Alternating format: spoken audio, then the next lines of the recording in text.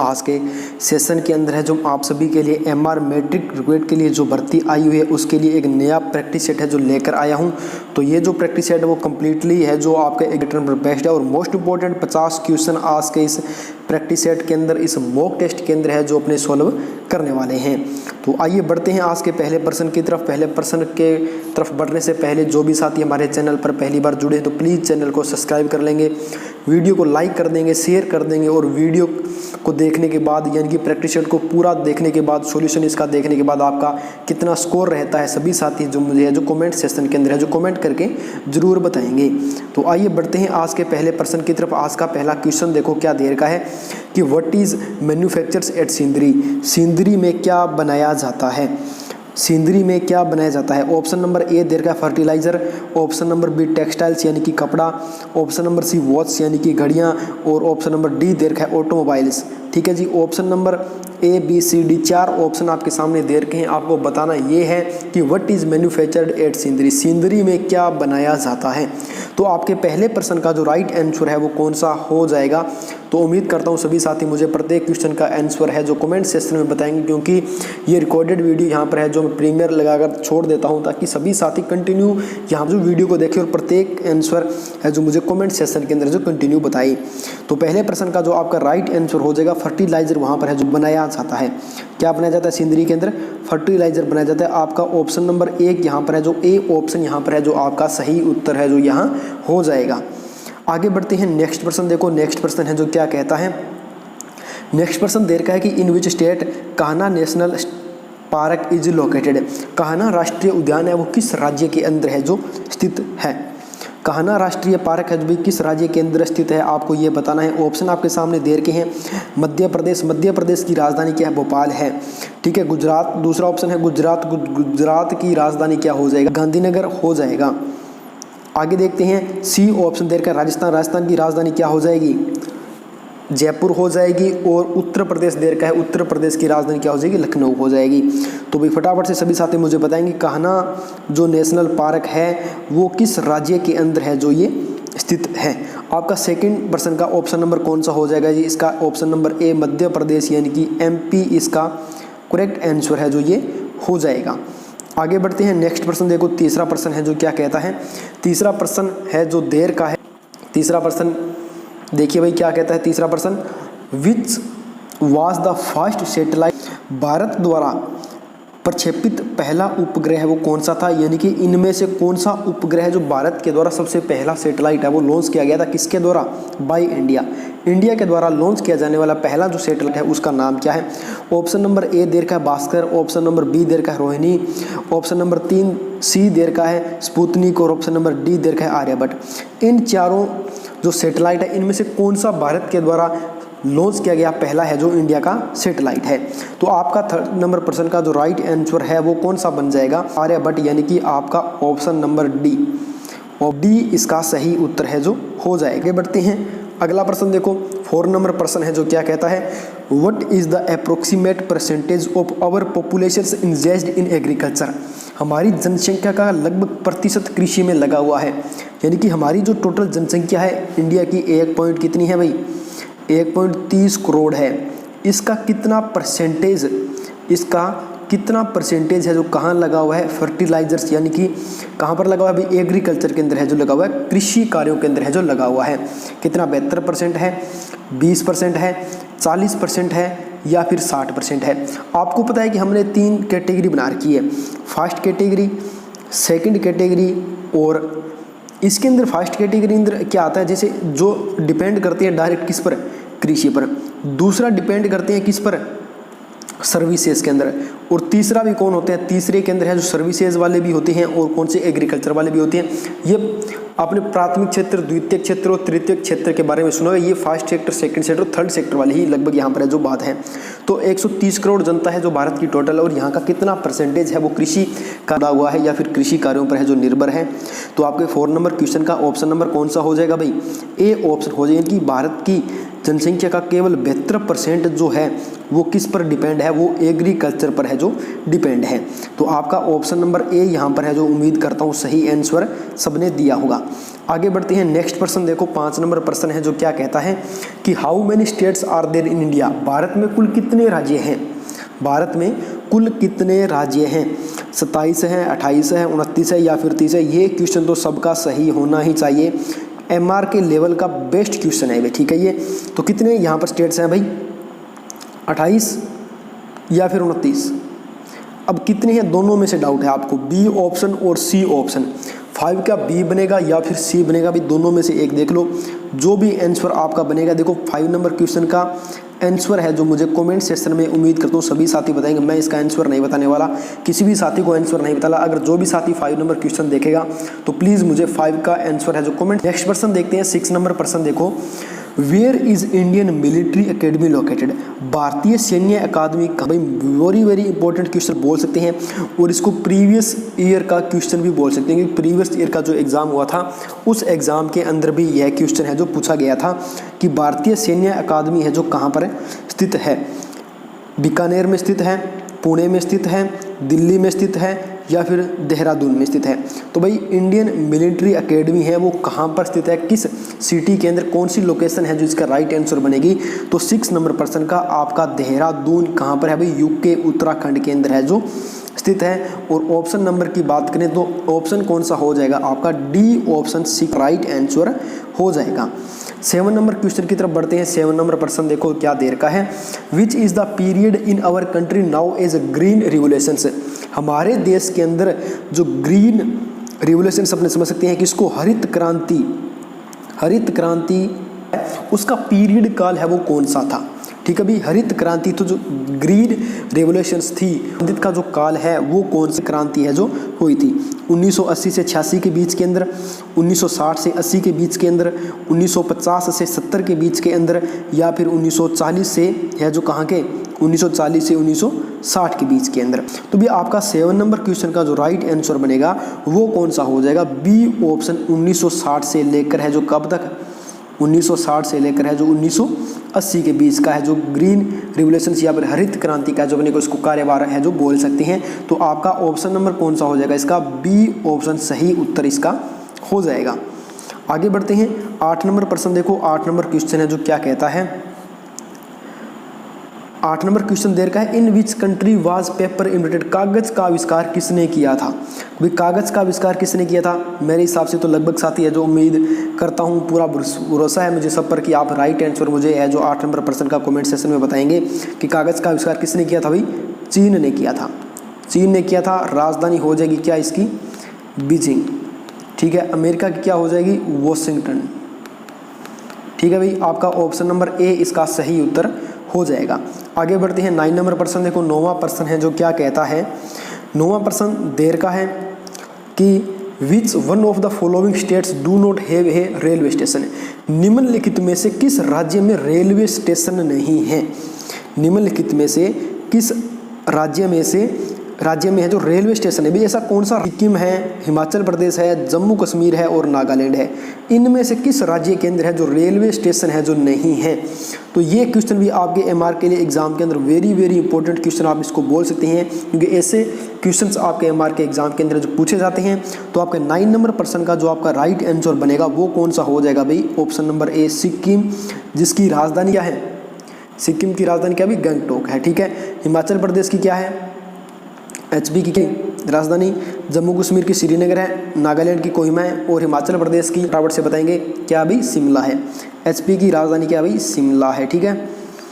जम्मू कश्मीर की श्रीनगर हो जाएगी और नागालैंड की क्या हो जाएगी भाई आपकी सिक्किम की गंगटोक हो जाएगी। सिक्किम एकमात्र राज्य है जहाँ पर क्या है कोई भी रेलवे स्टेशन है जो नहीं है। नेक्स्ट प्रश्न देखते हैं, नेक्स्ट प्रश्न देखो क्या देर का है, which game Ranji trophy is associated. Ranji trophy का संबंध किस खेल से है रणजी ट्रॉफी का संबंध किस खेल से है, क्रिकेट से है, हॉकी से है, टेनिस से है या फिर फुटबॉल से है। तो भाई 10 नंबर प्रश्न का जो आपका राइट आंसर बनेगा वो कौन सा, रणजी ट्रॉफी है ना, रणजी ट्रॉफी का संबंध क्रिकेट से है, किससे है, क्रिकेट से है। तो आपका ऑप्शन नंबर ए इसका सही उत्तर हो जाएगा। नेक्स्ट प्रश्न देखो, अगला प्रश्न है जो क्या कहता है, अगला प्रश्न दे रखा है, under which sector do the industries run by the government come. देखो राष्ट्र का जो सरकार है, सेंट्रल सरकार है द्वारा चलाए जाने वाले उद्योग किस क्षेत्र के अंतर्गत आते हैं। जो इंडस्ट्रियल एरिया है, मैंने आपको अभी बताया था प्राथमिक सेक्टर होता है, सेकंड सेक्टर हो गया और थर्ड सेक्टर हो गया, यानी फर्स्ट सेकंड सेक्टर वाला अभी मैंने आपको थोड़ा सा कुछ प्रोसेस बताया था। उसमें पूछा कि जो इंडस्ट्रियल एरिया होता है, जो उद्योग वाला क्षेत्र होता है, वो किस क्षेत्र के अंतर्गत आता है। वो सार्वजनिक हो सकते हैं, निजी भी हो सकते हैं, दोनों भी हो सकते हैं, या फिर इनमें से कोई नहीं। देखो आपने अगर एक शुगर मिल के बारे में बात करें, यानी कि शुगर मिल जो गन्ने से जो शुगर से बनती है, देखो वो एक है जो क्या होती है, शुगर मिल के सार्वजनिक भी हो सकती है वो, और निजी भी हो सकती है, यानी कि खुद की भी हो सकती है और सरकार की भी हो सकती है। जैसे धागा मिल होती है तो सूती वस्त्र मिल होती है, वो सरकार के द्वारा भी चलाई जा सकती है, और कुछ ऐसी फैक्ट्रियां हैं जो क्या होती है प्राइवेट निजी भी होती है। तो 11 नंबर प्रश्न का आपका ऑप्शन कौन सा बन जाएगा।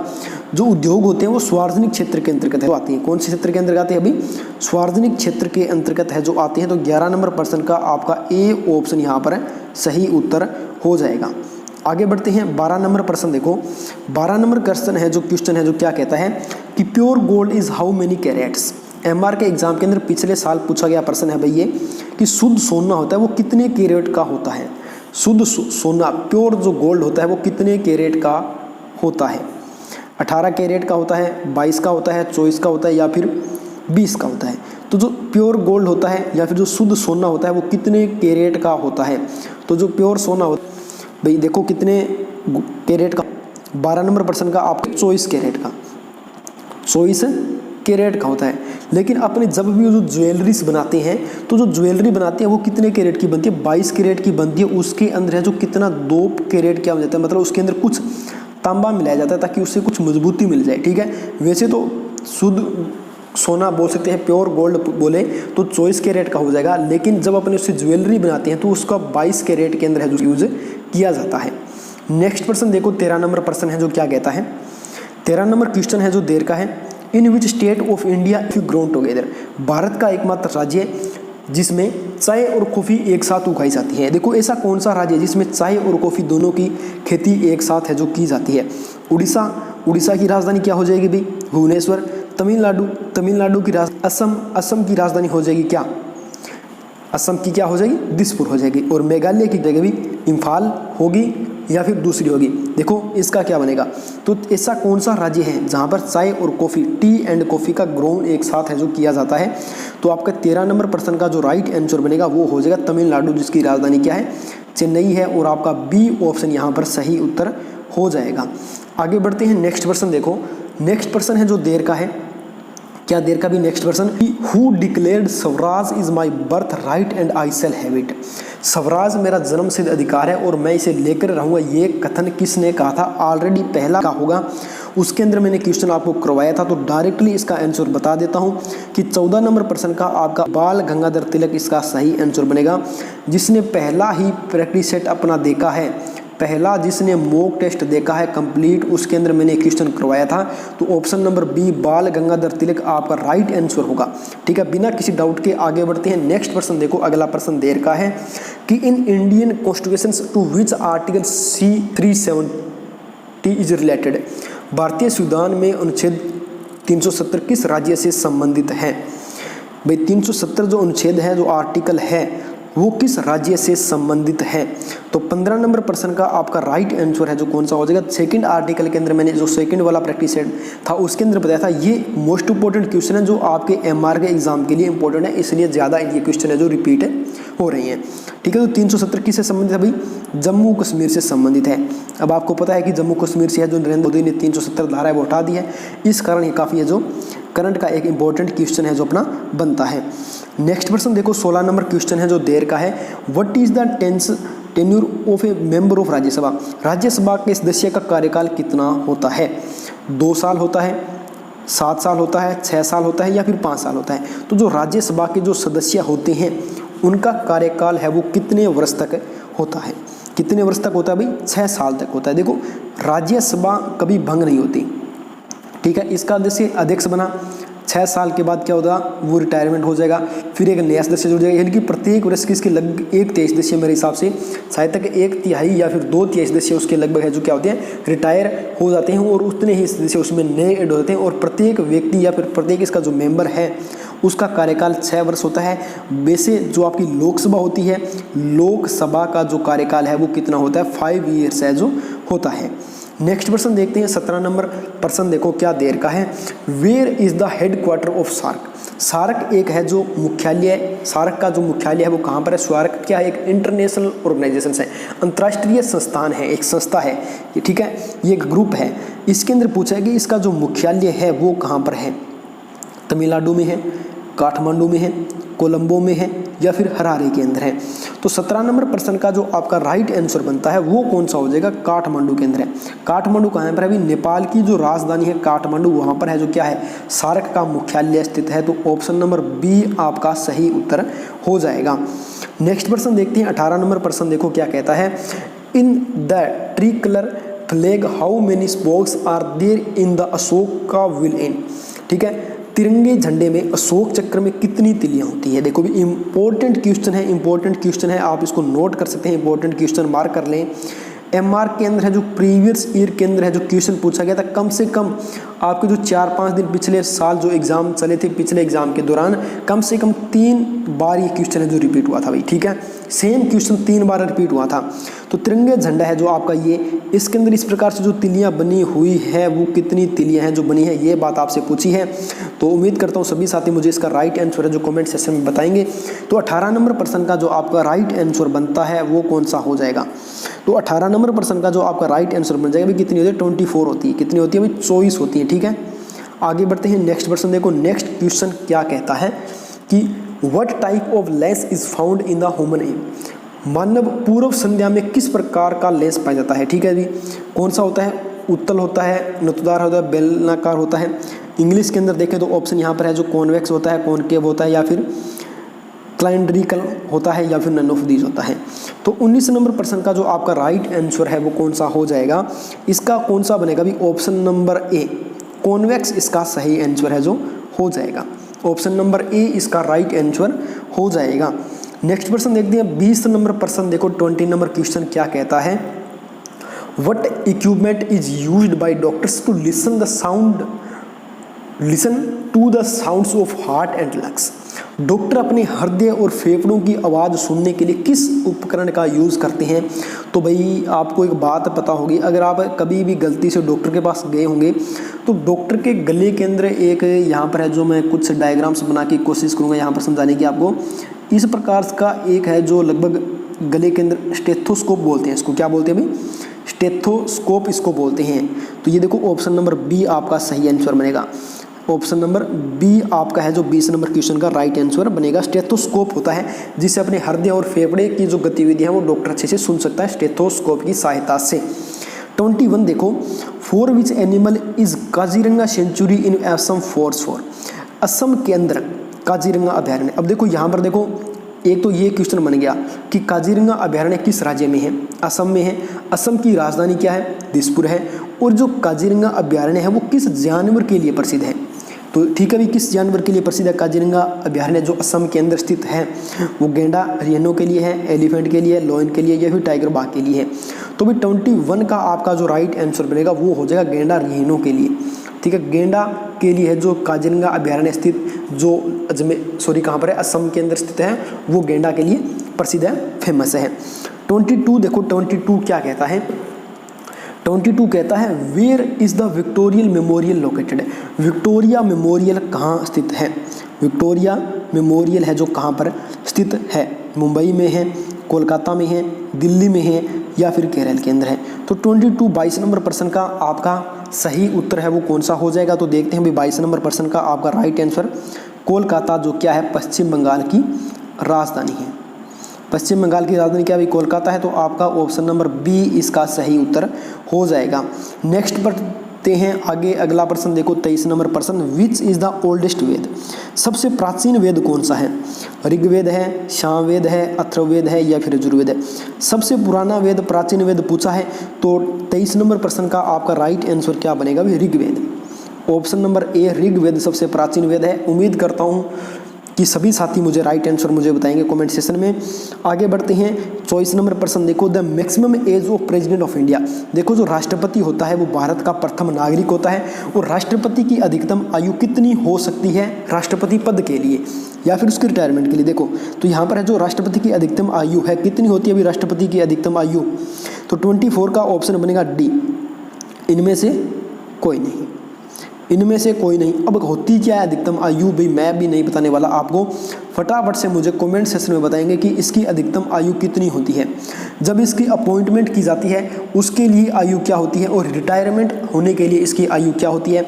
मेरे हिसाब से तो लगभग 60 होगी या फिर ज़्यादा होगी, कोई कन्फर्म मैं आंसर नहीं बताने वाला। स्टिक आंसर क्या होगा चॉइस नंबर प्रश्न का मैं नहीं बताने वाला, मुझे फटाफट से कमेंट सेक्शन में बता देंगे सभी साथी। नेक्स्ट प्रश्न देखो, Mohammad Ghori was the ruler of. Mohammad Ghori कहाँ का शासक था, पंजाब का शासक था, अफगानिस्तान का शासक था, समरकंद का शासक था या फिर पर्सिया का शासक था। तो भी 25 नंबर प्रश्न में पूछा कि मोहम्मद गोरी कहाँ का शासक था, आंसर क्या बनेगा, आंसर क्या बनेगा आपका अफगानिस्तान का, B option, option number B आपका सही उत्तर हो जाएगा। आगे बढ़ते हैं 26 के तरफ। 26 देखो, डायमंड एंड हीरा, डायमंड एंड ग्रेफाइट, हीरा और ग्रेफाइट है क्या है भाई, ये एलोट्रोप्स हैं, एस्ट्रोफॉर्म्स हैं, आइसोमर्म्स हैं या फिर आइसोफोर्स है क्या ये, एल्ट्राट्रोप्स एलोट्रोप्स हैं, आइसोमॉर्फ्स हैं, आइसोमर्स हैं या फिर आइसोबार्स है। हीरा और ग्रेफाइट, डायमंड एंड ग्रेफाइट क्या है क्या भाई, ये 26 में आपको बताना है। तो 26 का जो राइट आंसर बनेगा, 26 का जो राइट आंसर बनेगा वो बनेगा कौन सा, A option allotropes, option number ए सही उत्तर बन जाएगा। नेक्स्ट प्रश्न देखो 27 क्या कहता है, what is the value of x in the reactions of below. नीचे दी गई प्रतिक्रिया में एक्स का मान क्या है, ये एक है जो समीकरण या फिर एक सूत्र बोल सकते हैं भाई, ठीक है, एक वैल्यू दे रखी है, इसके अंदर आपको एक्शन बताना है किसका, जो रिएक्शंस दे रखा है उसके अंदर है जो एक्स की वैल्यू बतानी है कितनी है। Na2CO3 + 2HCl माइनस एक्स की वैल्यू ज्ञात करनी है प्लस CO2 + H2O। इस समीकरण के अंदर मेरे हिसाब से अगर आपने 10वीं क्लास के अंदर साइंस पढ़ी थी उसके अंदर सेम है जो ये इस प्रकार का क्वेश्चन या फिर अपने उसको बोल सकते हैं एक सूत्र पूछा जाता है जिसके अंदर यहाँ पर एक्स की जगह वैल्यू क्या आएगी ये पूछा जाता है। तो NaCl 2NCl 3NCl D option है NCl2। यहाँ पर कौन सा ऑप्शन सही बनेगा, एक्स की वैल्यू क्या होगी, तो 27 का आपका सही उत्तर क्या होगा। इसका अगर आप पूरा अच्छे से पढ़ना चाहेंगे तो आपको ल्यूसेंट के अंदर है जो अच्छे से क्वेश्चन इसके अंदर है जो आपको समीकरण के बारे में जो प्रतिक्रिया मिल जाएगी, ठीक है। तो एक्स की वैल्यू क्या बनेगी, एक्स की वैल्यू क्या बनेगी, 2NaCl यानी कि option number B, option number B आपका सही आंसर बनेगा। आगे बढ़ते हैं 28 देखो, 28 नंबर प्रश्न क्या कहता है, what is the molecular formula of magnesium phosphate. Magnesium phosphate का आणविक सूत्र क्या है।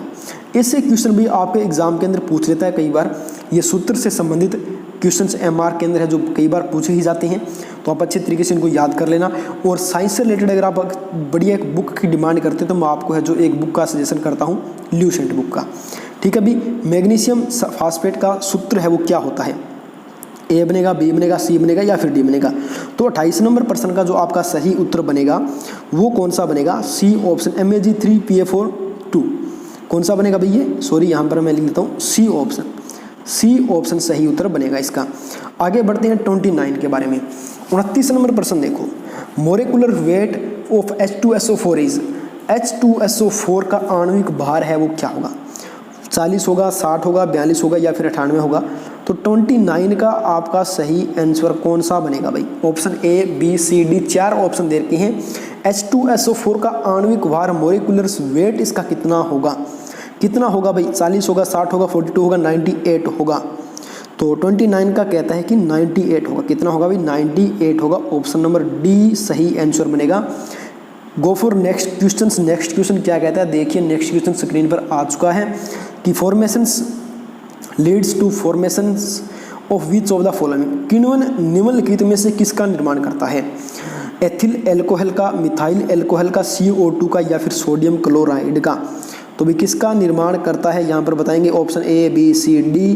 30 नंबर प्रश्न में राइट आंसर क्या बनेगा, ऑप्शन बनेगा जो किण्वन होता है वो किसका निर्माण करता है, तो जो किण्वन के द्वारा है जो एथिल एल्कोहल का निर्माण करता है, जो ऑप्शन नंबर ए में दे रखा है। किसी भी साथी को कोई भी डाउट हो तो चैनल को सब्सक्राइब कर लें और हमारे टेलीग्राम चैनल को भी ज्वाइन कर लें, ताकि आपका प्रत्येक डाउट यहाँ पर है जो क्लियर हो सके। PDF आपको यहाँ पर मिलेगी, लिंक मैंने है जो वीडियो के डिस्क्रिप्शन में डाल रखा है, जहाँ से आप इसकी PDF solutions with answer with है जो डाउनलोड कर सकते हैं। तो in a car battery in acid used, car की बैटरी में कौन सा एसिड है जो यूज़ किया जाता है, nitric acid, sulphuric acid, citric acid या फिर हाइड्रोक्लोरिक एसिड। तो कार की बैटरी में कौन सा एसिड यूज़ होता है, ऑलरेडी मैंने क्वेश्चन करवा रखा है। तो 31 का ऑप्शन बनेगा कौन सा, बी यानी कि sulphuric acid. Option number B सही आंसर है जो बन जाएगा, ऑलरेडी क्वेश्चन करवा रखा है। काफ़ी इंपॉर्टेंट क्वेश्चन है, MR के प्रीवियस ईयर के एग्जाम के अंदर भी क्वेश्चन पूछा गया था, तो मैं इस क्वेश्चन को बार बार रिपीट कर देता हूँ। LPG gas is mixtures butane, ethane and. LPG जो गैस होती है उसके अंदर क्या होता है, एक तो ब्यूटेन होती है, ठीक है जी, एथीन होती है, ठीक है जी, प्लस एक चीज़ और होती है, वो कौन सी गैस होती है, आइसोब्यूटेन होती है, हाइड्रोजन होती है, CO2 होती है। इन तीनों गैसों में से कौन सी गैस LPG के अंदर होती है। देखो एक तो ब्यूटेन होती है, कन्फर्म है, एथीन होती है, कन्फर्म है, प्लस एक और कौन सी होती है ये आपको बताना है। ये कौन सी होती है ये आपको है जो बताना है। तो 32 नंबर प्रश्न का जो आपका राइट आंसर बनेगा वो कौन सा बन जाएगा भाई, 32 नंबर प्रश्न का जो आपका सही उत्तर बनेगा वो कौन सा बन जाएगा, इसके अंदर आइसोब्यूटेन होती है, यानी कि ऑप्शन नंबर ए 32 नंबर प्रश्न का ऑप्शन नंबर ए यहाँ पर सही आंसर बन जाएगा। नेक्स्ट प्रश्न देखते हैं 33 नंबर प्रश्न देखो, hydrogen bomb is based on the reactions. Hydrogen bomb है वो किस प्रतिक्रिया पर आधारित है, हाइड्रोजन बम किस प्रतिक्रिया पर आधारित है, न्यूक्लियर फ्यूजन यानी कि परमाणु विखंडन पर आधारित है, न्यूक्लियर फिशन परमाणु संलयन पर आधारित है, या फिर बोथ दोनों पर आधारित है, या फिर नन ऑफ दिस इन दोनों पर भी आधारित नहीं है। किस रिएक्शंस पर बेस्ड है, कौन, हाइड्रोजन बॉम्ब किस रिएक्शंस पर है जो बेस करता है, कौन से है जो उस पर बेस रहता है, आधारित रहता है। तो 33 नंबर प्रश्न का जो आपका सही आंसर बनेगा वो बनेगा कौन सा, परमाणु संलयन। ऑप्शन नंबर बी आपका सही उत्तर हो जाएगा। ठीक है, अभी आगे बढ़ते हैं। नेक्स्ट प्रश्न देखो, अगला प्रश्न है जो देर का है कि diamond is space of electricity, हीरा बिजली का घर है। बेड कंडक्टर, खराब कंडक्टर, कंडक्टर, हाफ कंडक्टर, आधा कंडक्टर, ऑल ऑफ दीज सब। तो क्या ऑप्शन में आएगा, मेरे हिसाब से तो 50% को तो ये सवाल समझ में नहीं आएगा कि diamond is space of electricity. अगर किसी साथी के साथ साइंस थी तो मेरे हिसाब से वो बता सकता है, नहीं तो सब के ऊपर से क्वेश्चन निकलने वाला है। ऑप्शन कौन सा बनेगा, डायरेक्ट ऑप्शन की बात करते हैं, ऑप्शन बता देता हूँ। 34 नंबर प्रश्न का ऑप्शन नंबर ए बेड कंडक्टर इसका राइट आंसर बनेगा। किसी भी साथी को डाउट हो तो प्लीज़ कमेंट करके बता देना। व्हाट्सअप नंबर मैं आपको यहाँ पर दे देता हूँ, ठीक है, आगे वाले स्लाइड पर दूंगा नंबर। यहाँ पर देखो भी, व्हाट्सअप से रिलेटेड अगर किसी भी साथी को भी डाउट होता है, ठीक है, या फिर MR से संबंधित आपको कोई भी अपडेट मिलती है तो प्लीज़ आप मुझे इस व्हाट्सअप नंबर पर है जो मैसेज ज़रूर कर दें, ताकि मैं उसको क्या होता है अदर जो साथी होते हैं ना उनसे भी शेयर कर सकूँ, क्योंकि उस न्यूज़ को टेलीग्राम पर भी शेयर कर दूँ और वीडियो बनाकर यूट्यूब पर भी डाल दूँ। ठीक है भाई, ये अपना व्हाट्सअप नंबर है। बेझिझक जब भी ऑनलाइन आऊँ तब मैसेज कर देना, रिप्लाई आपको कंटिन्यू मिलेगा। ऐसा नहीं कि रिप्लाई नहीं दूंगा, प्रत्येक का रिप्लाई दूंगा। सिर्फ कॉल करना हो तो व्हाट्सअप पर भी कॉल कर लेना, ठीक है, डायरेक्ट कॉल मत करना। कई बार अटेंड नहीं कर पाता क्योंकि ऑनलाइन होता हूँ, तो व्हाट्सअप पर कॉल हमेशा अटेंड कर ही लेता हूँ। अगर कई बार कॉल अटेंड नहीं भी कर पाता तो बैक कॉल मेरा करना कन्फर्मली बनता है। मैं डेली 1-2 को कॉल कर ही लेता हूँ, ठीक है, जो मतलब जिनकी कॉल आ जाती है। तो अगला प्रश्न देखो भी 35 नंबर प्रश्न है जो देर का है कि brass is an alloy space and space. पित्तल मिश्र धातु है। भाई पित्तल किसका मिश्र धातु है? भाई बहुत ही जबरदस्त क्वेश्चन है भाई, बहुत बार एग्जाम के अंदर पूछ लिया है। ऐसे क्वेश्चन अब की बार एग्जाम के अंदर मिलेंगे ना, तो मतलब जिनका ये 1750 जो कैंडिडेट अब की बार सिलेक्टेड होंगे ना इसके अंदर एग्जाम के अंदर, पक्का एग्जाम को अच्छे तरीके से फोड़ के आएंगे। एग्जाम को इतना ज़बरदस्त तरीके के फोड़ के आएंगे और इतनी ज़बरदस्त तैयारी मैं आपको करवा दूंगा कि कम से कम मेरा टारगेट है कि एग्जाम से पहले कम से कम आपको ये 100 से ज़्यादा तो मैं प्रैक्टिस करवा दूंगा आपकी। 100 से ज़्यादा तो प्रैक्टिस सेट आपको एक दिन छोड़कर एक दिन के गैप से मिलते रहेंगे, ठीक है। 100 से ज़्यादा लगभग मैं कोशिश करूंगा मिल जाएंगे। कम कन्फर्मली मैंने 50 तो आपको एक दिन बोला था, 50 तो कन्फर्मली करवा ही दूंगा, कन्फर्म है। देखो पित्तल है वो किन किन का मिश्र धातु है? तांबा एंड टिन का, कॉपर एंड टिन का है, कॉपर एंड जिंक का है, कॉपर एंड आयरन का, या फिर नन ऑफ दीज। तो भी पीतल है जो किन से बना है, पीतल है वो किन से बना है। तो भी 35 का ऑप्शन क्या बनेगा, जस्ता और तांबा से बना है। तो ऑप्शन नंबर बी आपका हो जाएगा, किससे बना है, कॉपर एंड जिंक से बना है। 36 देखो, 36 क्या कहता है कि depletions of ozones layer is due to the oxide of which of the following. Ozone परत का अवशेष निम्न में से किस ऑक्साइड के कारण होता है, कार्बन के कारण होता है, फास्फोरस के कारण होता है, नाइट्रोजन के कारण होता है, या फिर none of this.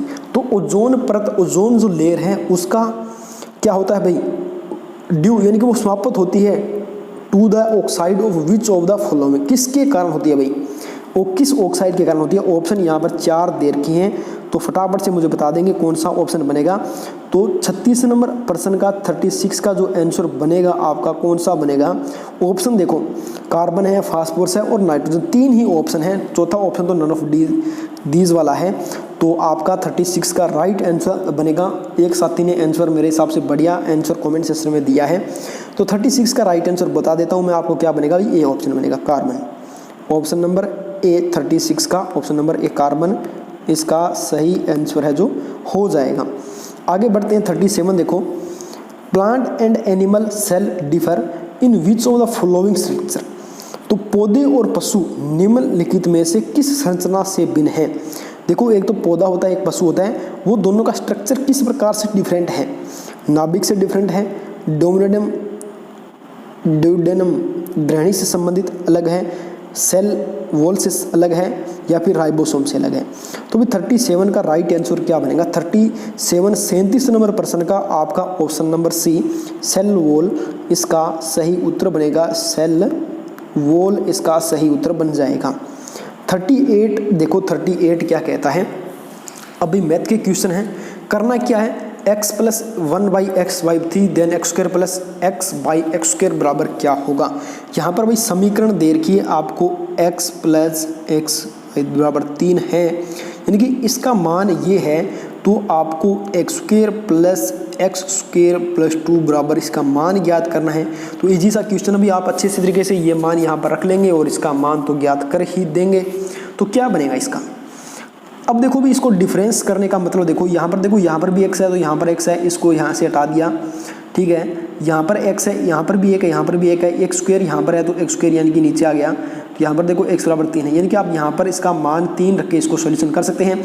Direct answer बनेगा आपका 38 का कौन सा, 7, x बराबर वैल्यू आएगी कितनी, 7 आएगी। ऑप्शन नंबर ए आपका सही आंसर हो जाएगा।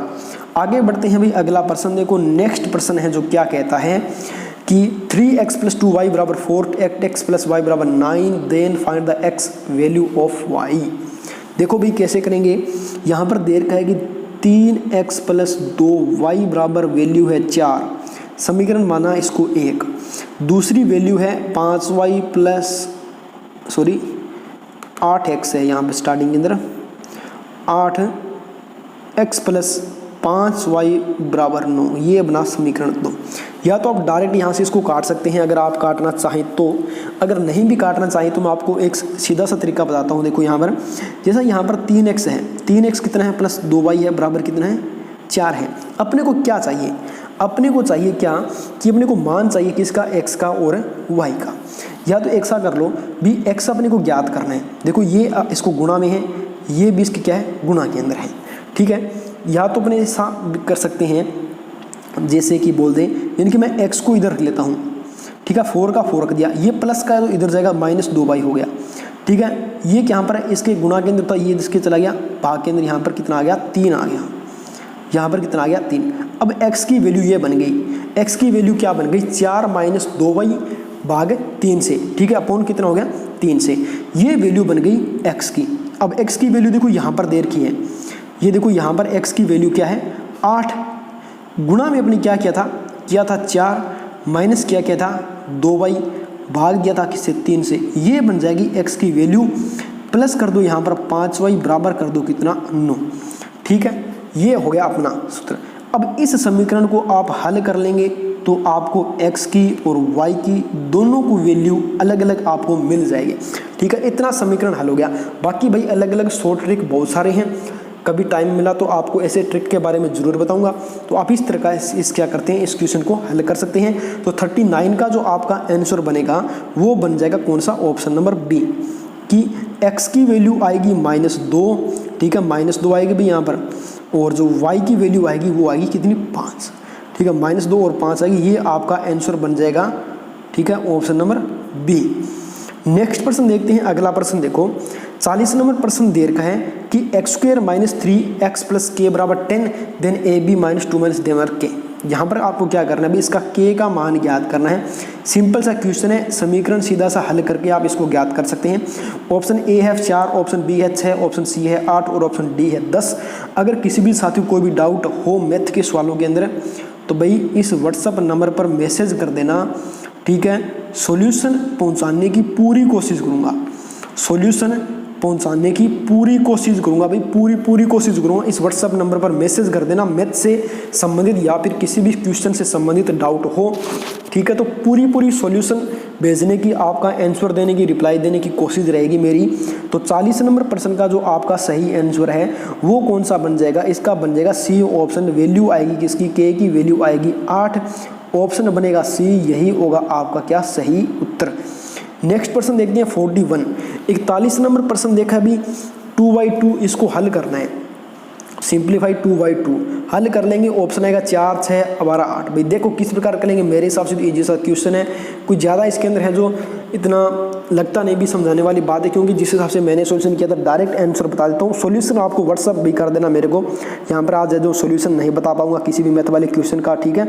वैसे अगर टाइम मिला तो मैं टेलीग्राम चैनल पर भी प्रत्येक क्वेश्चन का सॉल्यूशन डाल दूंगा, नहीं तो आप इसको क्वेश्चन को देख सकते हैं। अगर सॉल्यूशन हो बन जाए तो सबसे बढ़िया बात, अगर नया बने तो आप मुझे व्हाट्सअप कर देना, सॉल्यूशन आपको प्रोवाइड करवा दूंगा, ठीक है। तो 41 नंबर प्रश्न का आपका राइट आंसर बनेगा क्या, 41 नंबर प्रश्न का राइट बनेगा क्या, डी ऑप्शन बनेगा। वैल्यू आएगी कितनी, 8, यही आपका इसका सही आंसर बनेगा, ठीक है। सॉल्यूशन एक बार फिर बोल देता हूँ, सॉल्यूशन व्हाट्सएप कर देना या फिर टेलीग्राम चैनल पर डाल दूंगा। ये क्वेश्चन है, इसको हल करना है भाई, हल करने वाली कोई बड़ी बात है नहीं इसके अंदर। ये उसके यहाँ पर क्या है, स्क्वायर के अंदर है, ठीक है, इसको देख लेना। ये इसके अंदर क्या, यहाँ पर स्क्वायर के अंदर है, ये जो x है यहाँ पर क्या है, गुणा का निशान है, ठीक है। ये सॉल्यूशन करने वाली ज़्यादा बात है नहीं यार, आप इजी सा क्वेश्चन है, थोड़ा सा 2-3 मिनट के अंदर टाइम लगाकर इसको नोट कर सकते हैं। वैसे स्क्रीनशॉट ले लो इसका, ठीक है। तो ऑप्शन ए है 4, ऑप्शन बी है 6, ऑप्शन सी है 12, ऑप्शन डी है 8। तो 42 नंबर प्रश्न का जो राइट आंसर बनेगा आपका वो कौन सा बन जाएगा, डायरेक्ट आंसर बता देता हूँ। एक्स की यहाँ पर जो वैल्यू आएगी ना, यहाँ पर कितना आएगा, 4 आएगा, यानी कि ऑप्शन नंबर ए आपका सही उत्तर हो जाएगा। आगे बढ़ते हैं 43 नंबर प्रश्न देखो, 8 इज परसेंटेज ऑफ 96। तो भाई 96 का 8% आपको बताना है कितना बनता है, 4 बनता है, 8 से बटा 2 बनता है, 8 से बटा 3 बनता है या फिर 8 बनता है। इजी से क्वेश्चन है, मैथ के सब क्वेश्चन हैं जो इजी से हैं भाई, ठीक है। अच्छे से सॉल्यूशन आप कर सकते हैं। कोई ज़्यादा टफ क्वेश्चन आज है जो मैंने इसके अंदर वो ऐड नहीं किए हैं आप लोगों के लिए। तो फटाफट से 43 का राइट आंसर मुझे कमेंट सेक्शन में बता देंगे कि 43 का राइट आंसर है वो क्या बनेगा। तो 43 का राइट आंसर बन जाएगा सी ऑप्शन, यानी कि 8 सही 1/3, इसका राइट आंसर बनेगा option number C. Go for next person. Next person देखो देर का है कि 3 के प्रथम 5 गुणजों का औसत है।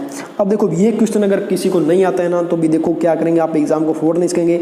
एमआर के अंदर प्रीवियस ईयर का क्वेश्चन ये है कि 3 के 5 गुणज, जैसे 3 हो गया, 3 का 6 हो गया, 3 का 9 हो गया, 3 चौका 12 हो गया, 3 पंजा 15 हो गया, ये होती है 5 गुणज। औसत ज्ञात करना है, पहले जोड़ लो फिर 5 से डिवाइड कर देना, एवरेज आएगा, जो औसत आएगा वो आंसर आपका बन जाएगा। कितना आएगा, 27 आएगा, 12 आएगा, 9 आएगा, 3 आएगा, तो 44 का आंसर क्या बनेगा, 44 का क्या आंसर बनेगा भाई, सी ऑप्शन बनेगा 9।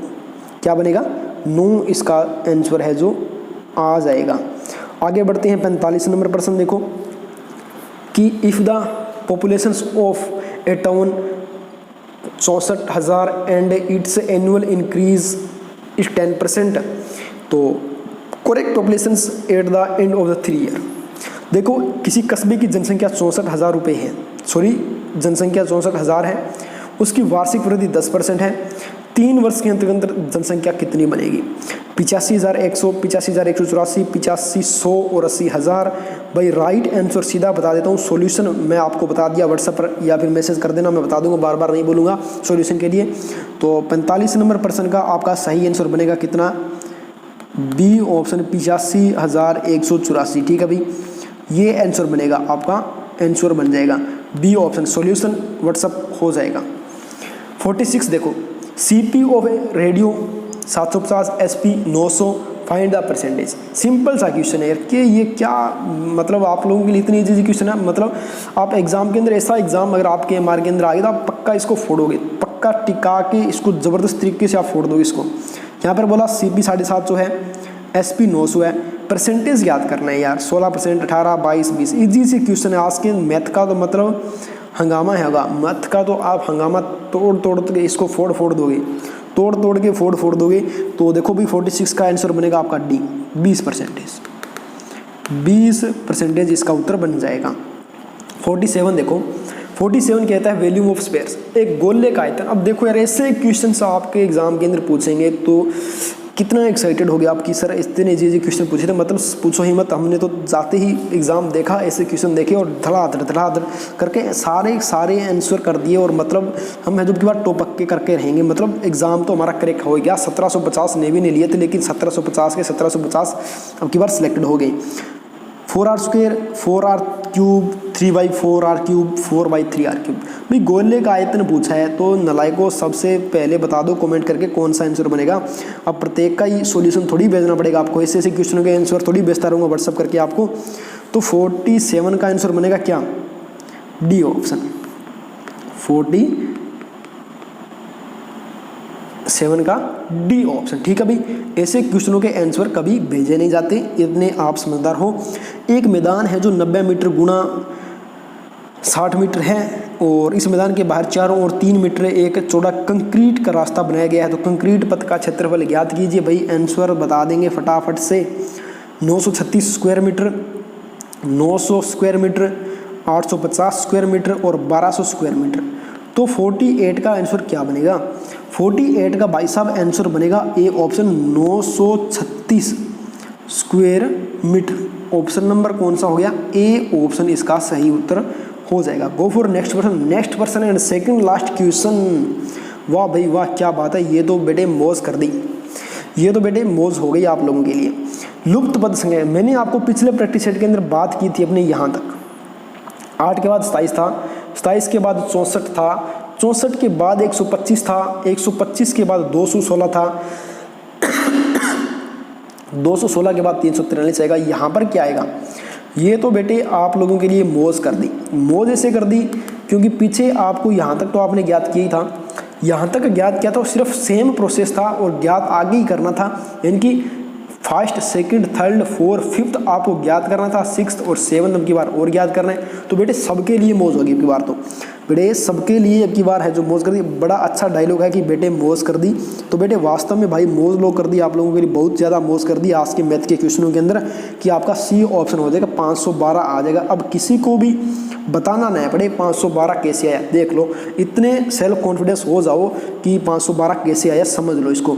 लास्ट पर्सन देखो आज के प्रैक्टिस सेट का, भाई ये क्या है यार, ये आज मतलब मैथ नहीं है जो धुआं कर रखा है, इतना इजी मैथ आपके लिए डाला है, मतलब सॉल्यूशन भेजने का मन ही नहीं करा, इतने इजी क्वेश्चन है, क्या सॉल्यूशन भेजूं किसका। तो 3,69,664 देर का है, कितना है 3,69,664, 369 कितना हो गया 369,664 किसका स्क्वायर होता है भाई बताओ दो फटाफट से। 806 का, 508 का, 508 का, 408 का। 50 नंबर क्वेश्चन का राइट आंसर बन जाएगा कौन सा, बी ऑप्शन 608। 8 का स्क्वायर कितना होता है अभी देखो, देखो इसको एक ट्रिक से कर सकते हैं अपन, देखें किस प्रकार से, 399,664। देखो आंसर बता दिया, बीच के अंदर 0 है, बीच के अंदर कितना है 608 है।